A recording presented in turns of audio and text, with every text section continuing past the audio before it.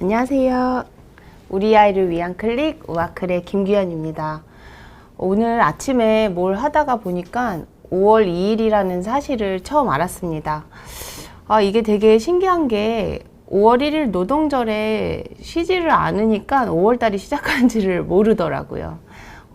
어제 주말 잘 지내셨는지 모르겠습니다. 날씨가 좋아지고 오늘부터는 마스크를 이제 실외에서는 벗을 수 있다라고 이야기를 해서 저도 몰랐는데 저희 딸이 그러더라고요. 선생님이 이제 밖에서는 벗어도 된다고 하셨다고. 근데 과연 밖의 기준은 무엇인가? 그리고 나는 밖에서 얼마나 벗을 수 있을 것인가에 대한 생각을 좀 하면서 되게 이 마스크라는 것이 굉장히 우리의 삶에 깊숙이 들어왔고 2년 동안의 삶 속에서 우리의 일상이 굉장히 많이 바뀌었구나. 그래서 저희 회사에서도 이제 지난주에 Back to Normal이라는 것에 대해서 이제 조금 사장님도 그렇고 인사팀에서도 이야기를 했는데 이제 직원들이랑 그런 얘기를 했어요. 과연 노멀이라는 게 무엇일까? 코로나 이전의 상태로 우리가 돌아갈 수가 있는 것인가 라는 생각을 하면서 뉴 노멀을 찾아서 가는 게 정답이다라는 결론을 내렸습니다. 대구 랭커님, 윤희님 안녕하세요. 다 잘 지내고 계신가요? 대구 랭커님 대구 계시는 건가요? 대구가 날씨가 조금 덥죠? 대구는 오늘 어땠는지 모르겠습니다. 네. 오늘은 우리 아이와 대화하기에 대해서 좀 이야기를 해보려고 합니다. 코로나 시대가 되면서 아이들은 학교에 가지 않고 학원에 가지 않고 줌이라든지 여러 가지 온라인을 통해서 수업을 하면서 집에 있는 시간이 늘어나고 엄마 아빠는 재택을 하게 되고 모든 우리의 삶이 집 중심으로 돌아가게 되면서 배달 음식도 많이 늘어나게 되고 그 다음에 집을 요즘은 또 뭐 큰 집을 그래서 사람들이 다시 원하게 된다라는 이야기도 있었어요. 그리고 넷플릭스, 디즈니 플러스 이런 식의 여러 가지 유튜브 포함해서 이제 디지털 어떠한 플랫폼들이 굉장히 활성화가 되고 결국에는 우리가 집에 있는 시간이 늘어나면서 다양한 삶의 방식이 변했는데 저도 느끼게 된 게 뭐냐면 집에 있는 시간이 늘어나면서 아이들과 부딪히는 시간이 늘어났습니다. 저는 이전에 병원에 있으면서 코로나가 막 시작했을 때 저희 아이가 초등학교 1학년이었어요. 그래서 아이를 봐주지도 못하고 막 정말 멘붕 상태에 있었던 그 시간들이 되게 미안했는데 생각을 해보니까 이제는 회사에서 재택을 이제 작년에 권하면서 집에서 아이들과 있는 시간이 늘어나니까 처음엔 되게 좋았는데 갈수록 아이들과 부딪히는 게 많아지고 아이들의 어떠한 단점들, 아이들이 제 앞에서 평소에는 조심했던 행동들이 이제 엄마가 집에 계속 있으니까 여러 가지 행동들을 이렇게 제가 보게 되면서 정말 이제는 소통이라는 게 굉장히 중요해졌구나라는 생각을 하게 됐습니다. 대구는 비가 왔나 봐요. 우리 서울도 좀 비가 왔으면 좋겠습니다. 네. 지난주에 이제 푸바오 행복님께서 질문을 주셨는데 제가 요거가 시간이 없어가지고 다 말씀 못 드렸는데 이 부분이 어떻게 보면 이제 지난번에 제가 자존감에 대해서 이야기를 했잖아요. 그러면서 요거를 질문을 좀 다시 가지고 왔어요. 이제 푸바오 행복님 친구분 중에서 첫째 딸이 2살짜리가 있는데 엄마가 집에 일주일에 한 번만 들어가셔서 어떻게 해야 될지 항상 안 보니까 불안해한다라는 말씀을 하셨던 것 같아요. 근데 이 말씀을 들으면서 제가 저 레지던트 때 생각이 났습니다. 제가 레지던트 4년 차 때 이제 저희 큰딸을 출산을 했는데 그때까지만 해도 소아과가 당직이 굉장히 많았어요. 지금은 아마 레지던트가 더 줄어서 당직이 훨씬 많아졌을 거예요. 근데 제가 4년 차 때 당직이 엄청 많아가지고 정말 저희 아이가 낯가림을 하는 시기가 됐는데 6, 7개월 이때 제가 집에 가면은 아이가 저한테 안 오는 거예요. 이모님한테만 계속 있고 제가 안아주면 울고 이런 걸 보면서 정말 부모라는 게 무엇인가 계속 못 보는 거에 대한 안타까움 그리고 근데 얼마 전에 보니까 삐뽀삐뽀 홍 원장님도 자식에게 미안해할 필요가 없다라고 말씀을 하셨는데, 물론 아이에 대해서 죄책감을 갖는 건 좋은 감정은 아닌 것 같아요. 하지만 내가 부모로서의 역할을 최선을 다하지 못한다는 어떠한, 어떻게 보면 절대적인 기준은 없지만 엄마로서 늘 부족하고 또 부모로서 해주지 못하는 것에 대한 어떠한 그러한 감정은 확실히 존재를 하는 것 같고, 어떻게 보면 그 친구분도 그런 것 때문에 좀 불안한 마음들이 같이 있으신 것 같다는 생각이 들었습니다. 어떻게 해야 될까요? 이거는 근데 모든 소아 심리학자, 소아과 선생님들이 말씀을 하시죠. 얼마나 자주 많이 놀아주느냐 보다는 같이 있는 시간에 얼마나 인텐시브하게 좋은 질로 놀아주느냐가 더 중요하다라는 말씀을 언제나 하시고, 저도 늘 그 말에 굉장히 위안을 받았던 것 같고, 제 친구도 이제 저한테 그러더라고요. 그 친구는 이제 대학원을 다니다가 아기를 낳으면서 집에서 아이를 보는데 저한테 그 얘기를 하더라고요. 규현아, 집에 있으면 되게 좋은 엄마가 될 것 같지? 그렇지 않아. 집에 있으면 더 짜증이 나는 것 같고, 오히려 계속 붙어 있는 것보다는 조금 각자의 시간을 갖다가 만나는 엄마가 더 좋은 질로, 더 양질의 육아를 할 수 있는 것 같아 라는 이야기를 했습니다. 그래서 포바와 행복님이 지금 안 계신 것 같기는 한데, 이러한 분들이 계시다면, 첫째는 절대적인 시간이 중요하지 않다.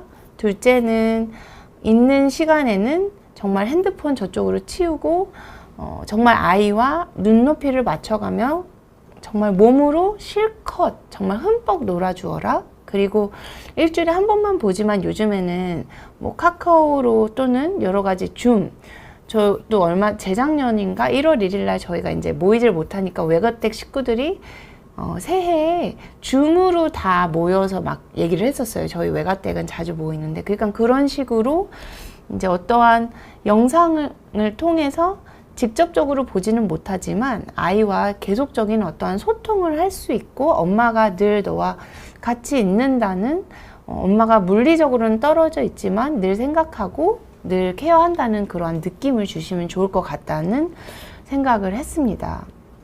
대구 랭커님, out of sight, out of mind가 맞기는 하지만 어떻게 보면은 우리가 출근을 해도 out of sight잖아요. 그렇기 때문에 굳이 그렇게 물리적으로 떨어져 있는 시간을 그렇게 우리가 생각을 하지 말고, 이제는 떨어져 있어도 옛날처럼 정말 전화밖에 안 되는 시기가 아니라 얼굴을 볼 수가 있기 때문에 그러한 부분들로 채워주시면 좋지 않을까라는 생각을 하게 됐습니다. 포바오 행복님, 나중에 친구에게 말씀을 주시면 좋을 것 같아요.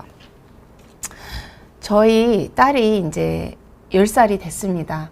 제가 제 비욘디, 제 우아클 저의 개인 채널 콘텐츠 중에 중2보다 무서운 초2라는 이제 그런 제목의 콘텐츠를 하나 올린 게 있는데, 실은 작년에 저희 초등학교 2학년짜리 딸이 갑자기 사춘기 같은 느낌의 행동과 말을 하기를 시작하는 거예요. 뭔가 제가 뭘 얘기를 하면 반항을 하고, 뭔가 조금 귓등으로 듣는다라는 느낌이 들고, 신경질도 내고 화도 내고, 뭔가 자꾸 케어를 해주면 막 이렇게 싫어하고 벗어나려고 하는 모습을 보여서 제가 그런 컨텐츠를 만들었었는데, 어떻게 보면은 사춘기라는 거는 굉장히 자연스러운 현상이다라는 그 말을 저와 같이 해준 김지원 선생님이 해주시는 게 되게 마음의 위안이 됐습니다. 근데 중2병, 우리나라 중2가 굉장히 무섭다면서요. 그래서 김정은이 남침을 지금 못하고 있는 이유가 중2 때문이라는 그런 소문도 있는데, 중2 아이들이 엄마 잔소리를 듣기 싫어하는 이유가 뇌과학자가 밝혀냈다라고 그래요. 그래서 이제 요즘은 펑셔널 mRNA라 그래서 머리의 RNA를 이제 기능적으로 우리가 볼 수 있게 해서 어떠한 혈관에다가 색소? 뭐라고 해야 되죠? 그러한 물질을 주입을 해서 막 활성화되는 부분에서 MRI를 찍으면 거기가 이제 빛이 나오는 그러한 연구를 할 수 있는 요즘은 툴이 생겼습니다. 그래서 심리학이 옛날보다는 굉장히 과학적이 됐죠. 근데 여기서 무슨 일이 있냐, 무슨 연구가 있었냐면, 아이들은 엄마의 목소리에 태어나서 굉장히 민감하게 반응을 합니다. 주변 소음, 주변의 목소리, 의미 없는 단어라 할지라도 엄마의 목소리에 아이들의 뇌가 반응을 하는데, 만 13세가 되면, 만 13세면 진짜 중2 나이잖아요. 만 13세가 되면 이 아이들의 뇌가 달라진다라고 합니다. 그래서 이 연구에서 어떻게 했냐면, 엄마의 목소리로 되게 의미 없는 단어들 있잖아요. 잔소리 이러한 대화가 아니라 뭐 레지던트, 비, 날씨 이런 식의 의미 없는 단어들을 나열을 해주고, 그 다음에 이제 대조문으로 쓴 게 그냥 모르는 여자의 목소리. 근데 만 13세 이후의 아이들은 엄마의 목소리에 자극을 줬을 때 반응을 덜하게 된다. 그러니까 결국에는 옛날에는 엄마의 목소리를 통해서 아이들이 안정감을 느끼고 어떠한 자극을 배우고 세상에서 사회화가 됐다면, 중2 이후부터는 엄마의 목소리가 배경음악이 되는 거죠. 내 뇌에 자극을 주지 못하기 때문에 아이들이 엄마의 말을 귀 기울이지 않고 그 말들이 머릿속에 들어오는 게 아니라 튕겨져 나가는 그냥 배경 소음이 된다라는 연구 결과였습니다. 그래서 이걸 보면서 정말로 우리 아이들에게 정말 만 13세가 되기 전까지 나의 음성과 나의 언어가 아이들에게 자극이 되고 좋은 영향을 끼칠 때 더 많은 양질의 커뮤니케이션을 해야 되겠구나. 그래야지 중 이후의 시기를 또 잘 보낼 수가 있겠구나 라는 생각이 들었습니다. 그래서 어떻게 보면 왜 이런 얘기들 많이 있었잖아요. 부모님이 바빠서 잘 신경을 못 쓰다가 아이가 이제 사춘기가 되는 것 같아서 아빠가 갑자기 대화하자고 그러고 너 고민이 뭐냐고 했을 때 오히려 아이들이 왜 이제 와서 내 삶에 참견을 하느냐라고 얘기를 하면서 오히려 더 아빠를 밀어내더라. 그러한 뭐 사연들이 많이 올라오는 걸 보면서 어떻게 보면 이러한 것들이 다 일맥상통한 것이고, 우리가 그러한 아이들과의 커뮤니케이션이 안 되는 시기가 분명히 있을 거기 때문에 커뮤니케이션이 잘 되는 시기를 오늘의 컨텐츠를 저와 함께 잘 고민을 하면서 좀 지내보면 어떨까라는 생각을 하게 되었습니다. 우리는 아이와 대화를 어떻게 해야 될까요? 실은 제가 논문을 읽으면서 정리를 한 내용인데 너무 당연한 내용들이에요. 너무 당연한 내용인데 하지 못하고 있는 내용이기 때문에 저와 함께 정리를 좀 해보시면 좋을 것 같아요. 아이의 눈높이에서 대화를 하라고 합니다. 그래서 제가 저희 아이와 얘기를 막 하면, 저희 아이가 2명이 있는데 하나는 7살, 하나는 10살인데 제가 10살 아이에 맞게 대화를 하고 있으면 옆에서 7살짜리 아이가 자꾸 끼어들어요. 엄마 그거는 뭐예요? 엄마 그거는 왜 그런 거예요? 언니는 왜 그렇게 해요? 초등학생은 왜 그런 거예요? 이러한 식으로 언니와의 레벨로 맞춰서 얘기를 할 때 잘 이해를 못 하더라고요. 특히 저희 남편은 이제 외과 의사인데 절대적인 시간이 되게 부족하기 때문에 아이들이랑 이야기를 할 때 보면은 되게 어려운 단어라든지 어떠한 단어를 아이들에 설명할 때 요 꼬맹이들한테 어떻게 이야기를 해야 될지에 대해서 잠깐 멈칫멈칫하는 양상을 제가 옆에서 볼 때가 있었어요. 그래서 이제 그럴 때마다 저한테 자꾸 도움을 청하고 이야기를 하더라고요. 그래서 그때 이제 제가 어떻게 얘기를 해보자 이런 식으로 같이 팁을 주면 자기가 또 이제 그 눈높이로 대화를 하는데, 아이들은 자기의 나이에 따라서 또는 절대적인 나이보다도 그 아이의 여러 가지 성향에 따라서 대화를 하는 방식이라든지 대화를 하는 수준이 다 다릅니다. 저희 둘째 딸 같은 경우에는 딸이고 언니가 있고 둘째이기 때문에 말이 굉장히 빠르고 굉장히 성숙한 편이에요. 그래서 같은 나이의 아이들, 특히 이제 첫째고 상대적으로 혼자 외동이거나 이제 남자 형제만 있는 아이들에 비해서 절대 말이 밀리지가 않아요. 저희 아이가 한 살 일찍 유치원을 다녔는데도 그 아이들이랑 말싸움을 할 정도로 밀리지가 않거든요. 그래서 아이의 눈높이에 맞춰서 아이들이 사용하는 단어, 또는 제가 아이들이랑 얘기를 하면서 가장 많이 도움을 받는 것 중에 하나는 그 아이들이 보는 만화를 보는 거예요. 그래서 그 만화의 주인공들, 만화에서 나오는 내용들을 다 인지를 하게 되면 그때 이 만화에서 그런 일이 있었잖아. 이거는 이 만화에서 나오는 이러한 것들인 거야 라는 식으로 대화가 더 잘 되고, 그랬을 때 아이들의 이해도도 되게 높더라고요. 그래서 요즘 보면은 여러 가지 만화들이 학습적인 내용을 많이 접목을 시킨다든지 아니면 교육적인 내용 또는 인성 콘텐츠 이러한 것들을 같이 결합시키는 만화들이 많이 나오는 추세인 것 같아서 조금 그런 제목들을 골라서 보면서 또는 책으로 같이 보면서 아이들이 원하는 대화의 내용과 콘텐츠로 대화를 해주시면 조금 더 대화가 부드럽게 잘 될 것 같아요. 그래서 옛날에 저 수학과 때 지금은 은퇴를 하셨는데 강남 세브란스의 김규현 교수님이라고 저랑 성함이 되게 비슷하시죠. 저는 김규연인데 그 교수님은 김규언 교수님이셨거든요. 그 교수님 실습에 들어가면 꼭 퀴즈를 내세요. 그래서 그 당시에 유행하던 만화 주인공들의 이름을 맞추는 그러한 퀴즈를 내시더라고요. 근데 제가 소아과 레지던트를 하면서 그 교수님의 그러한 퀴즈가 그냥 단순히 재미를 유발하기 위한 것이 아니라 아이의 눈높이로 대화하려는 교수님의 노력이구나라는 생각이 들었습니다. 그래서 엄마들이 아이가 보는 컨텐츠를 좀 바쁘시겠지만 저도 그래서 아이들이 만화를 볼 때 옆에서 되도록이면 같이 보거든요. 왜냐하면 검열도 할 겸 어떠한 내용을 얘네들이 관심을 갖는지 어떠한 만화를 좋아하는지 이런 거를 조금 파악하려고 제가 같이 많이 봐요. 그래서 우리 부모님들도 집에서 쉬시는 시간이나 조금 주말이면 아이들과 같이 그런 것들을 보시는 것도 도움이 많이 될 것 같아요. 그 다음에 이게 되게 저한테 많이 와 닿았습니다. 진심으로 듣는 법을 배운다. 근데 그 밑에 부연 설명이 뭐였냐면 부모의 입은 닫아라 라고 얘기가 되어 있습니다. Mouth closed라고 되어 있더라고요.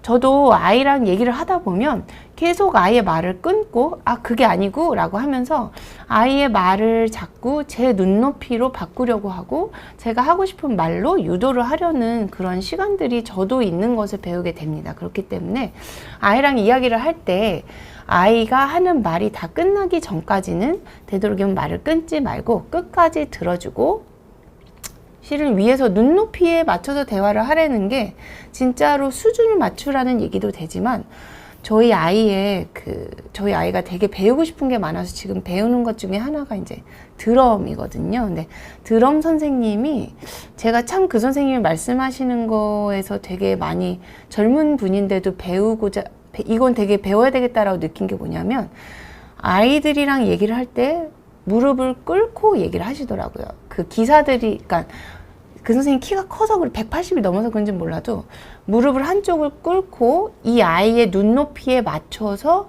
이 아이랑 눈을 맞추면서 대화를 하시더라고요. 그래서 제가 그걸 보면서 이러니까 애들이 선생님을 좋아하고 선생님한테 학교에서 있었던 얘기들을 엄마보다도 더 미주알 고주알 얘기를 하는구나 라는 생각이 들었습니다. 저는 너무 바빠서 맨날 제 말하고 제 일 보기에 바빴는데 이 선생님은 일주일에 한 번이지만 아이들을 보면 꼭 아이들의 눈높이에서 서우 오늘 재밌게 지냈어? 언니 하는 동안 엄마랑 뭐 하고 있었어? 이런 식으로 그냥 일상을 물어보는 대화도 그런 식으로 얘기를 하시더라고요. 그리고 이 아이가 말이 끝나기 전까지는 말을 안 하시더라고요. 그래서 이 부분도 우리 부모들이 꼭 기억을 해야 될 거라는 생각이 들었습니다. 요 세 번째는 대화의 길이는 짧게.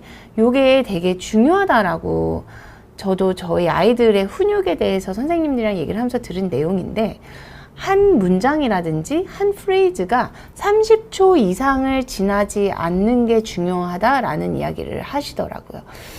이 논문에서도 그렇게 나오는데 보통 한 문장이라든지 아이가 집중을 할 수 있는 시간은 생각보다 길지 않습니다. 그렇기 때문에 저는 아이들이랑 할 얘기가 너무 많기 때문에 아이랑 줄줄줄줄 얘기를 하는데 결국 제가 이 아이랑 얘기를 할 때 1, 2, 3번을 얘기를 하고 그래서 너는 1번에 대해서 어떻게 생각해? 라고 하면 아이가 진짜 당황해하면서 저를 멍하고 쳐다봐요. 그래서 저는 그게 얘가 내 말을 하나도 안 들었구나 라고 생각을 하면서 다시 1, 2, 3을 얘기를 하고 아이를 되게 다그쳤었어요. 근데 선생님이 하시는 말씀이 이 아이는 1, 2, 3을 다 집중해서 어른들처럼 머리에 기억할 정도의 집중력을 가진 나이가 아니다 라고 말씀을 하시더라고요. 그래서 1을 되도록이면 5분 이내 그리고 한 문장은 30초 이내로 짧게 얘기를 하면서 아이와 이 주제가 끝나면 다음 주제로 이러한 식으로 너무 하나의 시간 안에 많은 걸 다뤄서 아이가 집중을 못하고 남는 게 없도록 하는 게 아니라 짧은 대화로 아이에게 효과적으로 전달을 하는 게 굉장히 중요하다라고 이야기를 했습니다. 그리고 열린 결론의 대화를 하자. 이게 되게 중요하더라고요. 그래서 서연아, 엄마는 이렇게 생각하는데 넌 어떻게 생각해? 이렇게 얘기를 해야지. 엄마는 이렇게 생각을 해. 동의해? 이렇게 이게 맞는 것 같아? 아닌 것 같아?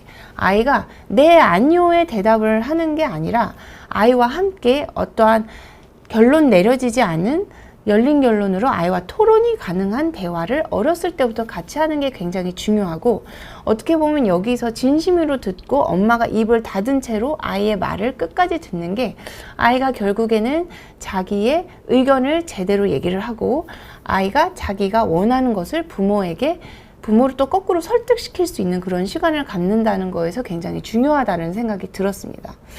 저희 남편이 작년에 저희 딸 보고 어린이날 갖고 싶은 게 뭐냐라고 이야기를 했을 때 저희 아이가 코딩 로봇이 갖고 싶다라고 이야기를 했습니다. 그래서 저희 남편이 뭐라고 얘기를 했냐면, 네가 왜 코딩 로봇이 갖고 싶은지 아빠한테 이유를 좀 설명을 해줘.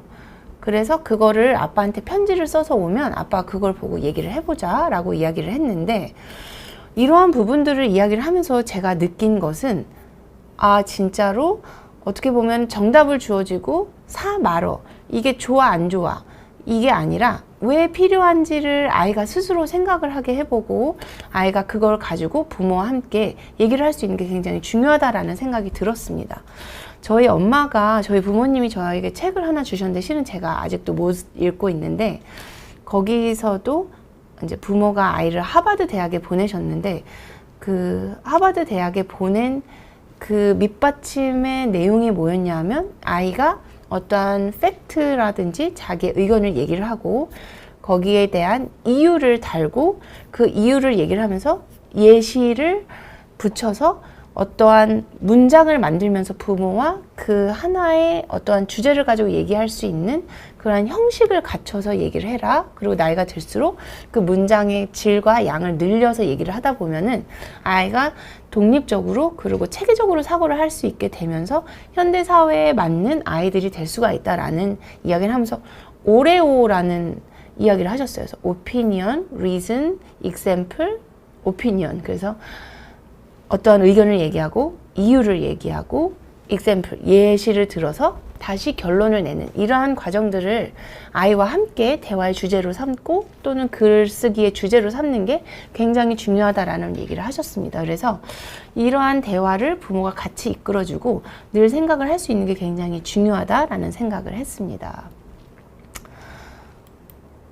그리고 가족이 만나고 대화하는 정기적인 그리고 규칙적인 시간을 만드는 게 굉장히 중요하다라고 이야기를 하고 있습니다. 윤희님께서는 미국에서 아이 셋을 키우고 계시는데 아이 셋을 이제 집에서 혼자 다 키우셨기 때문에 진짜 여러 가지 팁들이 있으신 것 같아요. 그래서 보면은 여기서도 질문에서도 보시다시피 영화 DVD를 사주면 50번 이상 같이 보면서 니모에서도 이제 이런 얘기가 있었대요. Fish are friends, not food라는 대사가 나오는데 그 이후로 아들이 생선을 먹지 않습니다. 생선을 다시 먹을 수 있는 방법은 이제 fish가 friends가 아니라 food라는 것을 가르쳐 주는 게 중요할 것 같네요. 근데 어쨌든 아이들과 함께 이러한 주제들을 상의를 할 수 있다는 것은 되게 윤희님은 되게 그 시간은 힘드셨지만 또 되게 새로운 콘텐츠가 있으셔서 좋으실 것 같다는 생각이 들었습니다. 어떻게 생선을 먹을 수 있을지는 조금 저도 고민을 해봐야 될 것 같아요. 그래서 윤희님은 집에서 계셔서 계속 아이들과 규칙적인 시간, 지속적인 시간이 있으셨겠지만 저처럼 계속 있다 없다 있는 경우에서는 계속적으로 아이들을 볼 수가 없기 때문에 저희가 한동안 작년에 남편이랑 저희 집에서 했던 게 뭐냐면 가족회의 시간을 만들었어요. 그래서 저희가 칠판도 샀는데요. 요즘은 다시 못하고 있어요. 근데 가족이 만나서 그 시간에는 일주일 동안 있었던 나의 힘들었던 일을 얘기를 하고 내가 속상했던 일을 얘기를 하고 어떠한 안건을 가지고 함께 우리가 이거를 어떻게 할지, 그래서 그때 무슨 이슈가 있었냐면 이모님과 아이들이 자꾸 좀 부딪히는 일이 있어서 우리가 이런 일이 있을 때 이거를 어떻게 지혜롭게 잘 이겨낼 것인지, 그래서 이 이모님이 너네들에게 어떠한 영향을 끼칠 것인지, 이러한 것들을 저희가 이제 토론을 좀 한 적이 있었어요. 근데 이러한 시간이 한 2달 정도 저희가 지속했었는데, 그 시간 동안 느낀 거는 생각보다 아이들도 저희가 고민하는 거에 대해서 같이 고민을 하고 있고, 자기네들 나름의 솔루션이 있다는 게 굉장히 재미있었습니다. 물론 얼토당토 없는 내용들도 나왔고 정말 실현 불가능한 이야기들도 나왔지만, 그런 아이들의 이야기를 저희가 들어주고 그것에 대해서 코멘트를 주면서 요거는 요렇게 해보면 어떨까라는 솔루션을 줬을 때 아이들이 되게 좋아하면서 그걸 되게 잘 지키더라고요. 왜냐하면 자기가 냈던 의견이고 자기가 제시했던 솔루션이기 때문에 이러한 부분들을 조금 집에서도 해보시면 좋을 것 같다는 생각이 들었습니다. 그래서 저희는 그때마다 그 시간에 오너가 있었어요. 그래서 그 어느 날은 아빠가 그거를 리드를 하고, 어느 날은 제가, 어느 날은 큰딸이, 어느 날은 둘째 딸이 그 시간들을 이끌어 나가면서 안건을 자기네들이 선정을 하고 회의할 내용들을 적고, 이거 찬성 반대 손드세요, 이러한 것들을 하는데, 아이들에게 어떻게 보면 민주주의가 뭔지, 의견을 어떻게 관철시키고 또 어떻게 자기 의견이 관철이 되지 않았을 때 그 상처, 그 속상함을 어떻게 이겨낼 수 있는지를 같이 배우는 시간이었어서 이러한 부분들도 함께 해보시면 좋을 것 같다라는 생각이 들었습니다. 그 다음에 부모도 대답을 모르는 게 있다는 거를 시인하자라는 부분이 저는 굉장히 또 반성이 됐습니다. 가끔은 제가 모른다는 것을 아이들 앞에서 인정을 하는 게 쉽지가 않더라고요. 아직까지는 제가 아이들이랑 같이 수학을 풀 수가 있고, 왜냐하면 수학이 아니라 산수니까.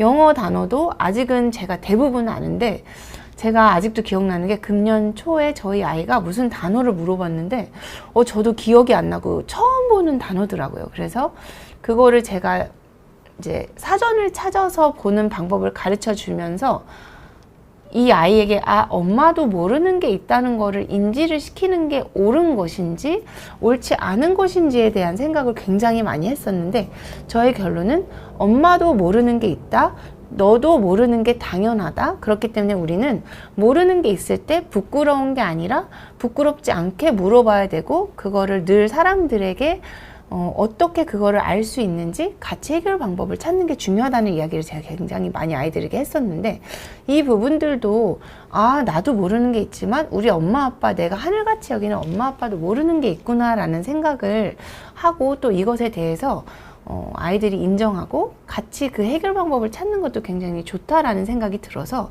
오늘 별로 많이 안 듣고 계시지만 우리 부모님들도 자기가 모르고 내가 잘못한 것, 내가 부정적인 영향이 있다는 것, 이러한 어떻게 보면 아이들에게 인정하고 싶지 않은 부분들도 인정을 하는 것은 저는 되게 중요하다는 생각이 들었습니다. 그리고 또 중요한 거는 질문에 대한 답을 완성시켜주자. 그래서 어떠한 질문을 했을 때 미완성의 대답으로 끌고 나가기보다는 그것을 끝까지 우리가 결론을 낼 수 있다는 것도 굉장히 중요하다라는 생각이 들었습니다. 부모님과 아이들은 의견이 상충되는 일이 생각보다 많습니다. 저희 아이들 같은 경우에서는 지금 제 말이 신인 나이는 지난 것 같아요. 얼마 전에 저희 직원분이랑 얘기를 하는데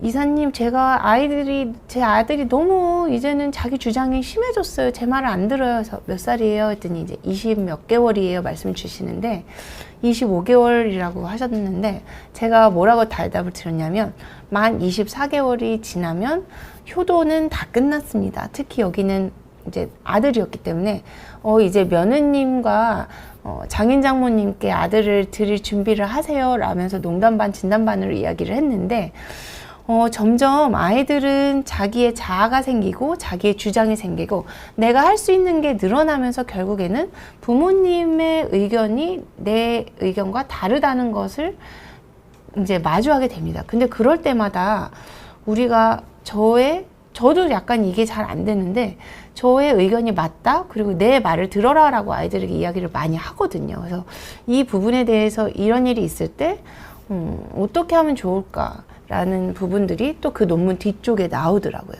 어떻게 해야 되느냐. 너무 당연한 얘기예요. 너무 많이 들으셨고 너무 알기 때문에 일단 중요한 거는 한 번에 한 문제씩 해결하자. 제가 이 얘기가 굉장히 마음에 와 닿았거든요. 한 번에 한 문제씩 해결하기에 엄마 아빠는 너무 바빠요. 나는 이것도 해결해 줘야 되고 이것도 이 아이가 고쳤으면 좋겠고 저것도 고쳤으면 좋겠고 이거 잘못한 것도 얘기해 줘야 되고 이런데 이런 것들을 와장창 아이들에게 바꾸려고 하면 오히려 반발감이 더 심해진다는 생각이 저도 저희 아이들이랑 얘기를 하면서 들었어요. 그래서 한 번에 하나씩 얘기를 하고 특히 저 같은 경우에는 그래서 요즘은 조금 수첩에 써놔요. 그래서 이러한 부분을 오늘 얘기를 했고 다음에는 이 부분을 얘기를 해야 되겠구나. 왜냐하면 저도 너무 일이 바쁘고 한꺼번에 진행되는 일들이 많기 때문에 한꺼번에 모든 걸 해결하고 싶은 욕구가 굉장히 강하지만 이걸 아이들에게 한꺼번에 얘기를 하면 결국에는 하나도 고쳐지지 않더라고요. 그래서 한 번에 한 문제씩 주제를 가지고 이야기를 하는 것을 저도 요즘 좀 생활화를 하고 있습니다. 그 다음에는 같이 해결을 고민하는 게 굉장히 중요한 것 같아요. 부모가 어떠한 대답을 주고 결국에 네가 고민하는 것의 정답은 이거야.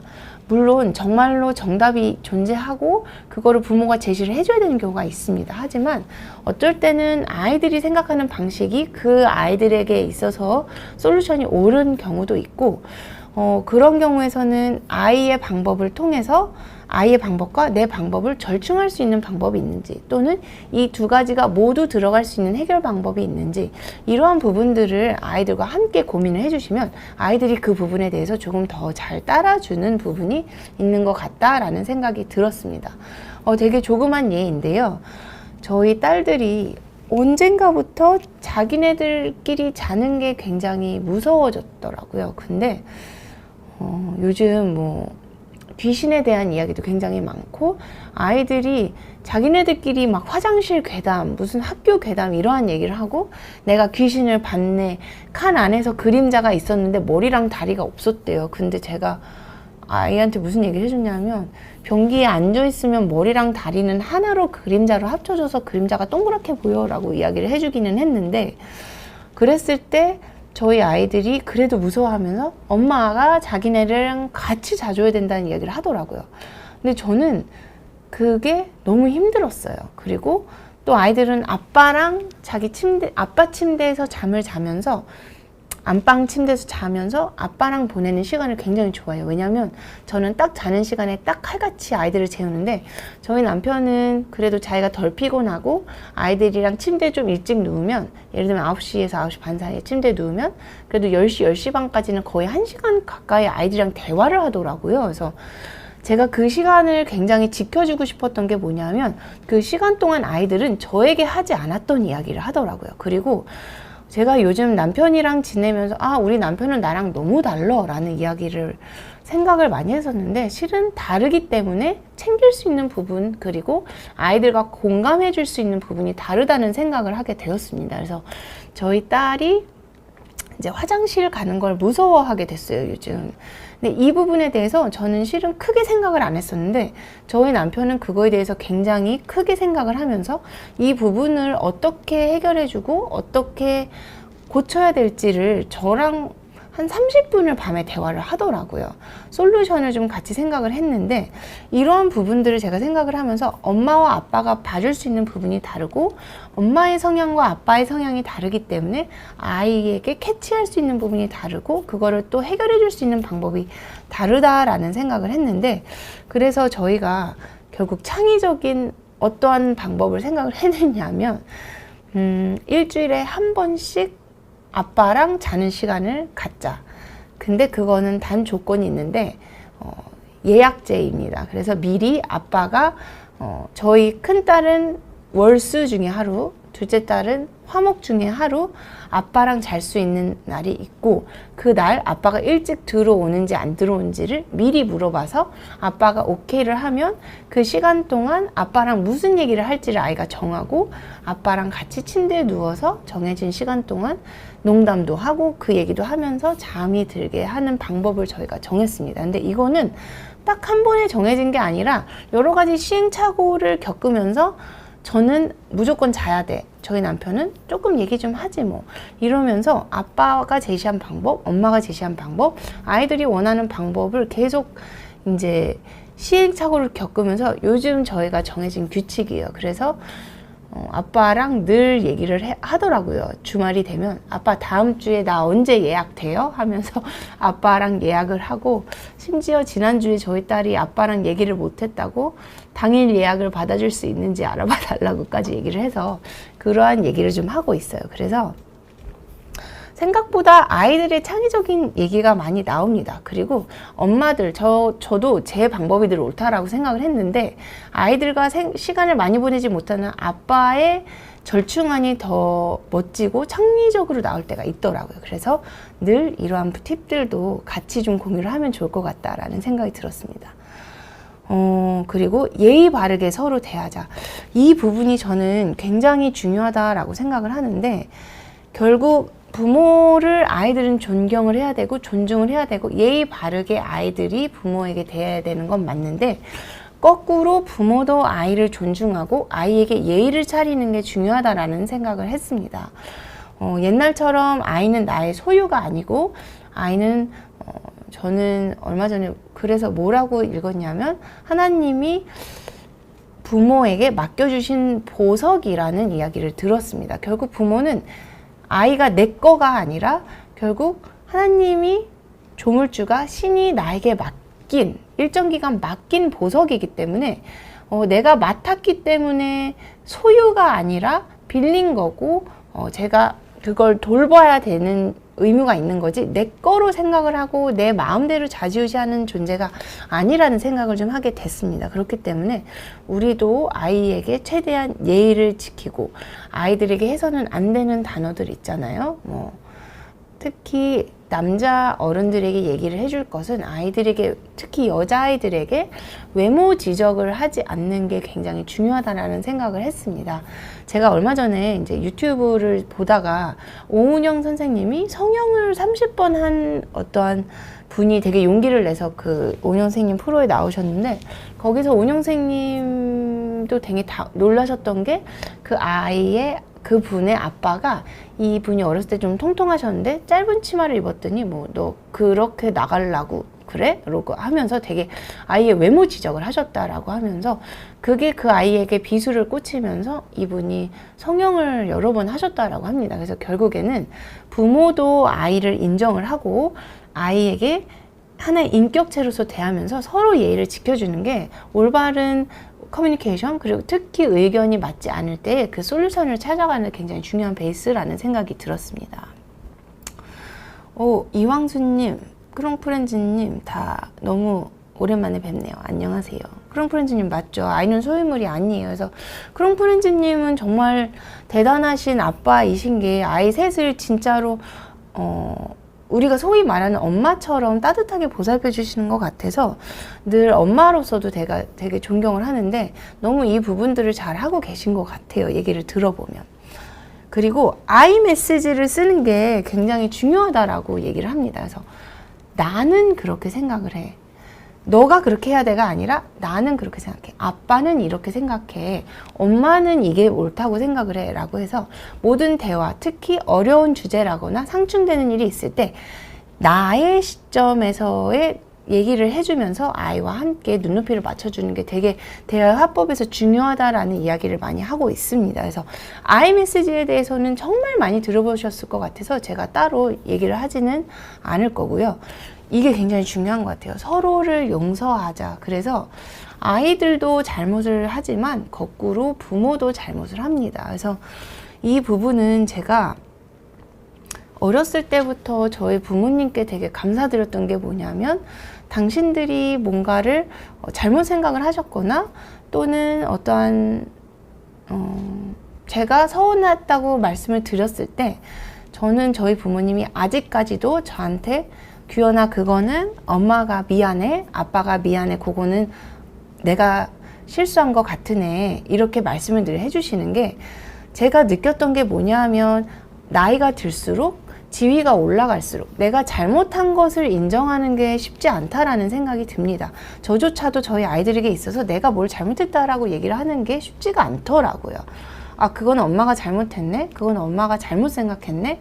그건 엄마가 미안해. 특히 아이를 혼내면서 아이에게 제가 잘못된 얘기를, 오해를 한 얘기를 했을 때 아이가 그게 잘못됐다라고 얘기를 하면 그 알량한 제 자존심에 아, 그거는 엄마가 잘못했어 라고 이야기를 하기가 쉽지가 않더라고요. 그래서 저도 엄마가 그건 잘못했어. 그리고 엄마가 너가 그렇게 얘기를 해준 거를 인정하고 그거는 엄마가 용서해 줄게. 그리고 서연이도 엄마가 그렇게 한 거 용서해 줘 라고 이야기를 요즘 하려고 되게 노력을 많이 해요. 그래서 이러한 부분들은 저희가 의견이 상충됐을 때 특히 이거는 성인들 사이에서도 그렇지만 아이들 관계에서는 이 부분이 더 어렵다는 생각이 들었습니다. 그래서 이 부분도 압록강 700리 순정님 말씀처럼 정말로 부모로서 인정하는 게 쉽지가 않기 때문에 이 부분을 같이 조금 풀어가는 게 굉장히 중요할 것 같다는 생각이 들었습니다. 그리고 잔소리 강의하기, 요거는 뭐 너무 두세 번 강조해줘 지나치지가 않죠. 그래서 아이들에게 잔소리나 강의하기는 결국에는 뇌를 자극을 시켜주지 못하는 그 앞에서 제가 중2 아이들의 그 뇌가 되게 만드는 방법이라는 생각이 들어서, 그리고 또 여기서 나오죠. 말을 끊고 말하지 않기, 그리고 아이의 말을 비판하지 않기. 결국 아이들의 의견을 존중을 해주는 게 굉장히 중요하기 때문에 아이의 말을 비판하기보다는 수용하고 그 말에 대해서 혹시 잘못된 게 있다면 말을 끝까지 듣고 비판이 아니라 요 부분은 아빠 생각에는 엄마 생각에는 요런 거 같아 라고 이야기를 하면서 비판이 아닌 받아들임과 어떠한 뭐라 해야 되죠? 고쳐주기도 맞지는 않은 것 같고 어떠한 아이에게 조금 새로운 눈으로 볼 수 있는 대안을 제시를 해주는 부분들이 더 중요할 것 같다라는 생각이 들고, 이 부분 되게 중요한 것 같아요. 지나간 일 다시 말하지 않기. 제가 약간 뒤끝이 있어서 저도 지나간 일을 다시 꺼내는 일이 굉장히 많은데 이 부분은 굉장히 좋지 않은 것 같아요. 저희 딸이 저한테 뭐라 그랬냐면, 제가 너 그때 그랬잖아 라고 얘기를 했더니 얼마 전에 저한테 뭐라 그랬냐면, 엄마 내가 그때 그거 잘못했다라고 얘기했잖아요 라고 얘기를 해서 그러면 안 되구나 라는 생각을 했는데, 결국 지나간 일은 다시 얘기를 하면 아이들도 싫어합니다. 그렇기 때문에 지나간 일을 다시 꺼내서 얘기를 하기보단 지금 주제와 지금 문제에 대해서 포커싱을 하고 지나간 일에 대해서는 칭찬만 할 것. 예를 들면 그때 네가 이 부분을 엄마랑 얘기해서 이렇게 고쳐줘서 고마웠어. 그렇기 때문에 이 부분도 이렇게 고치면 우리가 더 좋을 것 같아 라는 새로운 솔루션을 제시를 하는 게 조금 좋을 것 같습니다. 그리고 저는 이 부분을 정리를 하면서 굉장히 많이 조금 반성을 했는데, 저도 아이의 죄책감을 조금 이용을 하는 경우가 많이 있었습니다. 그래서 너가 그렇게 되니까 엄마가 힘들고 속상하잖아. 이 부분을 굉장히 조금 얘기를 했었는데, 이 화법이 굉장히 잘못됐다는 것을 알면서도 계속 머릿속에서 되뇌어야지 이 실수를 하지 않더라고요. 그래서 아이에게 어떠한 내가 잘못했구나 라는 죄책감을 이용해서 아이를 움직이려고 하면 아이는 계속적으로 눈치를 보게 되고 내 행동에 대한 내가 죄인이구나 라는 생각이 깔리게 된다라고 이야기를 하고 있습니다. 그렇기 때문에 이 부분도 우리 보호자분들이 굉장히 조심을 해서 이러한 생각을 하지 않는 게 좋을 것 같습니다. 삐까쭈님, 근데 실은 저도 제 말이 정답이 맞는 생각이 계속 들어요. 그래서 저희 부모님 세대는 실은 그거를 고치기가 쉽지가 않고 가실수록 그 부분은 조금 더 심해진다는 생각이 든 게, 저 외할머니가 92살이신데 정말 제가 존경하는 분이시거든요. 젊은이의 사고를 하시고 젊은이의 눈에서 보시려고 많이 노력을 하시는 분인데 90이 넘으시고 나서는 굉장히 잔소리가 늘어나시고 할머니의 의견이 굉장히 맞다라는 말씀을 굉장히 많이 하세요. 그래서 그 부분이 아니라 이 부분이 있어요 라고 할머니한테 말씀을 드려도 그게 잘 수용이 되지 않는 생각이 들었는데, 어떻게 보면 나이가 들수록 고집이 세지는 건 맞기 때문에 저희가 조금 더 많이 노력을 해야 되는, 우리 낀 세대들이 더 많이 노력을 해야 된다는 생각은 좀 들었습니다. 아이의 행동을 조롱해서도 안 되고 비유와 풍자를 해서 절대 안 됩니다. 특히 아이들에게 뭐라고 해야 되죠? 단어가 잘 생각이 안 나는데 아이들에게 비아냥거리는 거 굉장히 안 좋은 것 같아요. 그래서 늘 실실거리거나 기분 나쁜 표정 짓지 않도록 하는 것도 굉장히 중요할 것 같습니다. 그리고 해결 방법을 명령하거나 지시를 하는 게 아니라 아까도 앞에서 말씀드렸다시피 해결 방법을 같이 창조적으로 찾아가는 게 굉장히 중요할 것 같고요. 아이를 깔보거나 바보 취급하지 않는 것, 아이에게 바보라고 얘기를 하는 게 굉장히 좋지 않다라는 얘기를 많이 들으셨죠. 그래서 이 부분도 같이 생각을 해주셔야 될 것 같고, 공포감을 줘서 아이로 하여금 공포감, 아까는 죄책감이었지만 공포감과 죄책감으로 아이를 움직이려 하는 것은 굉장히 좋지 않다라는 것 같이 생각을 해주셨으면 좋겠습니다. 그리고 보호자가 어떠한 상황을 모면하기 위해서 옳지 않거나 거짓된 정보들을 주는 것도 맞지 않고요. 결국 이거는 내가 잘못된 걸 인정하고 아이에게 그러한 부분을 표현할 수 있도록 서로 이야기하게 하는 것과 어떻게 보면 좀 일맥상통하는 내용이 아닐까라는 생각이 들었고, 아이의 감정을 인정하지 않는 것도 굉장히 위험한 얘기입니다. 그래서 가장 베이스에서 중요한 건 아이의 감정을 인정하고 공감하고 너도 그럴 수 있구나 라는 부분을 같이 이야기를 할 때 아이가 마음을 여는 것 같더라고요. 그래서 제가 오늘 저희 아이가 급식을 먹기 싫다라고 이야기를 하더라고요. 근데 요즘 좀 저랑 이야기를 하고 있던 친구 주제가 있어서 제가 오늘 아이에게 너 급식 먹지 마. 엄마 오늘 재택하고 있으니까 엄마랑 같이 점심을 먹자. 그래서 같이 점심을 먹고 같이 티셔츠 쇼핑을 했습니다. 그러면서 아이가 먹기 싫고 어떠한 마음의 갈등이 있는 부분을 충분히 공감해주고 엄마도 옛날에 그랬어. 너도 그랬구나. 누구나 그럴 수 있어. 라는 부분을 인정을 해주면 아이들이 그 부분에 대해서 굉장히 생각보다 술술술 이야기를 하면서 같이 솔루션을 찾을 수가 있더라고요. 물론 그 솔루션이 정답일지 아닐지는 모르지만 그 부분들에 대해서 아이에게 인정을 해줄 때 아이가 마음을 여는 게 굉장히 크기 때문에 이 부분을 좀 같이 우리 보호자분들이 해주셨으면 좋을 것 같습니다. 엄마 아빠도 한 번 들어보고 싶어. 그래? 더 얘기해 줄래? 계속 얘기해 줘. 엄마 들어줄게. 오늘은 엄마랑 걸으면서 얘기할까? 이러한 식으로 조금 아이에게 화법에 있어서 아이들이 좋아하는 이런 단어들이 있대요. 정말 그랬구나. 아, 엄마도 그랬어. 너 진짜 그렇게 생각했겠구나. 너 진짜 그랬겠구나. 엄마도 이해해. 엄마도 그랬거든. 엄마도 어렸을 때 그랬던 적이 있거든. 그러면서 어렸을 때 나의 예시라거나 지금 어른이 됐을 때도 나도 그런 적이 있어 라고 이야기를 했을 때 아이들이 굉장히 심리적인 안도감을 느끼더라고요. 그래서 아이와 대화할 때 이러한 부분들을 같이 이야기를 해주셨으면 좋을 것 같아요. 너 어떻게 생각해? 오늘은 무슨 얘기 해볼까? 혹시 더 얘기할 거 없어? 아니면 진짜? 우와! 이렇게 우와 진짜! 고개를 이렇게 숙이고 몸을 이렇게 반응을 해주는 거. 핸드폰 보면서 진짜? 아 그랬어? 이거보다는 어떻게 보면 몸을 같이 가지고 눈을 맞춰주는 게 굉장히 중요해질 한 것 같고, 엄마 아빠도 궁금하다라는 이야기를 해줄 때 아이들이 되게 신나서 이야기를 많이 하더라고요. 그래서 요 두 페이지에 나온 이야기들을 좀 많이 써보셨으면 좋겠어요. 부모의 권위에 대해서 어떻게 생각하는지 좀 얘기를 해보려고 그랬는데 시간이 엄청 많이 지났네요. 그래서 요 부분은 저희가 한번 다음 오프닝에 조금 생각을 해봤으면 좋을 것 같고, MM님, 저희 아이도 그래요. 짜증난다는 말을 배워왔어요. 짜증나. 이 얘기를 하더라고요. 그래서 그 말은 좋은 말이 아니고 그 말은 안 썼으면 좋겠어 라고 이야기를 하고, 정말 중요한 게 뭐냐면 우리가 그 이야기를 쓰면 안 될 것 같아요. 그래서 저도 모르게 저 혼잣말 짜증나 이 얘기를 생각을 하는데 이 부분들을 좀 같이 고쳤으면 좋겠고, 아까 성교육 얘기가 나오셨는데 제가 다음 편에서는 저도 실은 성교육이 조금 제 관심사 중에 하나거든요. 어떠한 대안을 제가 제시해 드릴 수 있을지는 모르겠지만 성교육에 대해서 저도 조금 연구를 하고 공부를 해서 같이 이야기를 나눌게요. 왜냐하면 제가 요즘 나온 성교육 책을 봤더니 너무 수위가 높다는 생각이 들고 과연 이게 우리 아이들의 눈높이인가란 고민이 들기 때문에 다음번에는 부모의 권위와 성교육 이 두 부분에 대해서 조금 이야기를 나누도록 하겠습니다.